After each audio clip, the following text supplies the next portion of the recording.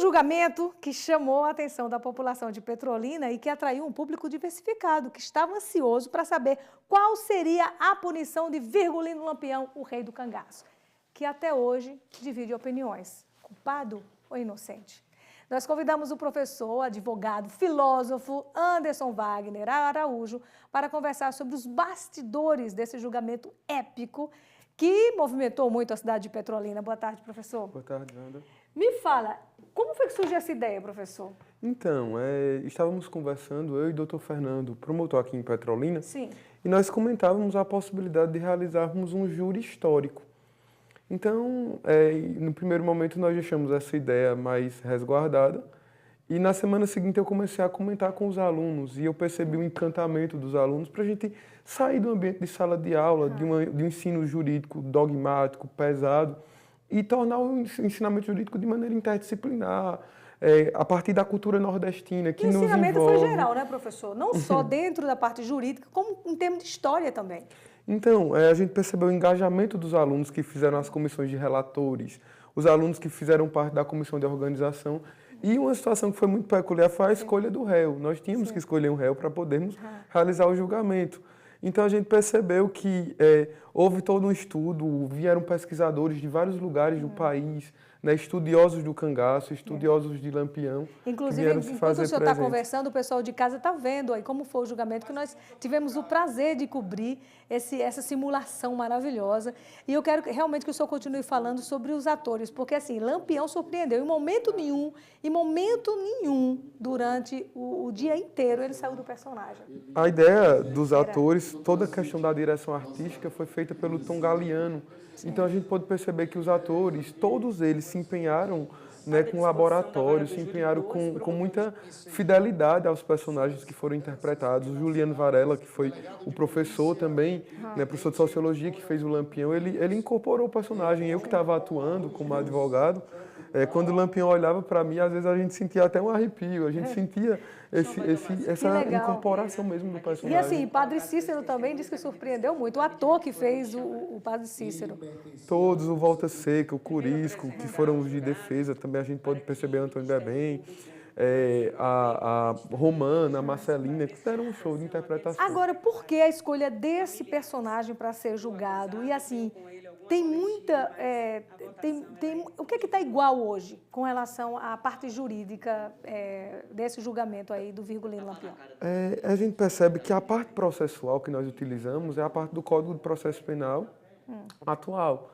Então, a parte processual toda ela, né, foi a partir da lei que está em vigor. No entanto, a gente pode perceber que o aspecto jurídico do caso que foi apresentado é atemporal. Então, é uma situação muito pertinente e trazemos essa dimensão atual também na perspectiva do que é o cangaço hoje, né, a visão que se tem do cangaço, quantas pessoas tentam ver o cangaço a partir de uma perspectiva própria, de uma perspectiva como uma luta. O cangaço que não era um mero contrabandismo, mas sim uma luta. O cangaço que se tornou uma luta de um povo oprimido, um povo que se rebelou contra esse Estado. E o senhor esperava que tivesse essa repercussão toda, professor? Seja sincero. Então, quando nós tínhamos a ideia, Wanda, quando nós conversávamos, nós não imaginávamos que esse evento fosse tomar toda essa repercussão.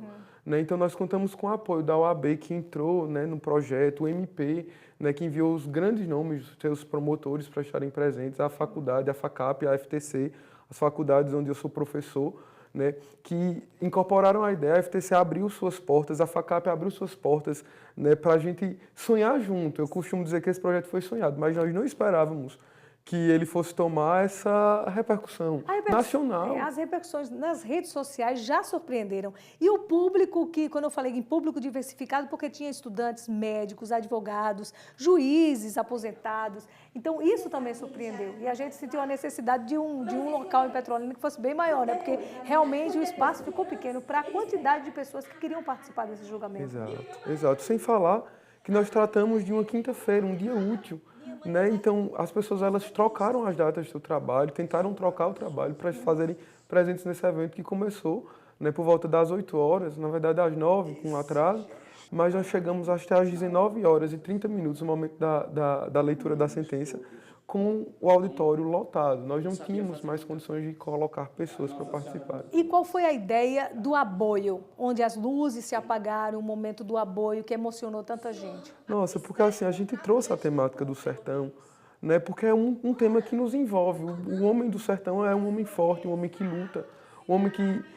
Então, foram cantados, o hino nacional foi cantado na sanfona. Sim. Depois nós trouxemos a Ave Maria Sertaneja, pelo Kel Dantas e o Ellison Castro.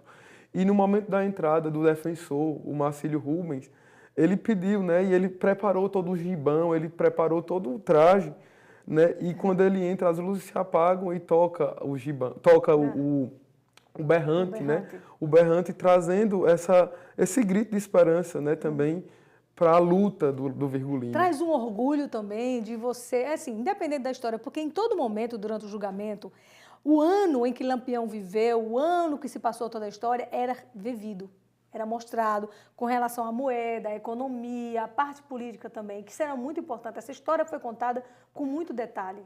Então, tem toda essa dimensão antropológica, sociológica, filosófica. Desde o primeiro momento, Wanda, era uma coisa que me questionava, porque nós não temos como fazer um julgamento fora do seu contexto real. Exato. Então, do ponto de vista de fidelidade histórica, nós estaríamos bem aquém da proposta. E longe de nós queremos reescrever a história. Nós não temos essa possibilidade. Mas, de um ponto de vista acadêmico, didático, eu nunca tinha visto, confesso, como professor e também como aluno, né, nunca tinha visto um evento acadêmico com tanto envolvimento. As pessoas se empolgavam, as pessoas sonhavam juntos, as pessoas...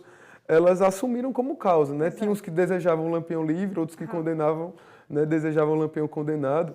E foi bonito que nós tínhamos preparado fogos. Sim. Se Lampião fosse condenado, seriam fogos vermelhos.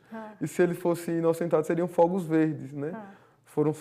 Soltaram-se os fogos vermelhos. Ele foi condenado. Professor, eu tenho um prazer imenso de entrevistá-lo, até porque eu quero mostrar para o pessoal de casa como uma boa ideia, uma simples, mas excelente ideia, pode movimentar toda uma geração, uma população de uma cidade.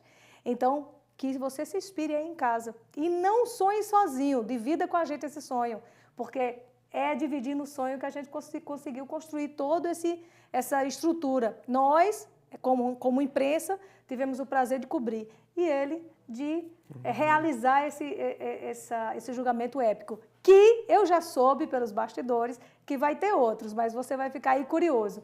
Muito obrigada, viu, professor Anderson, mais uma vez. Até mais.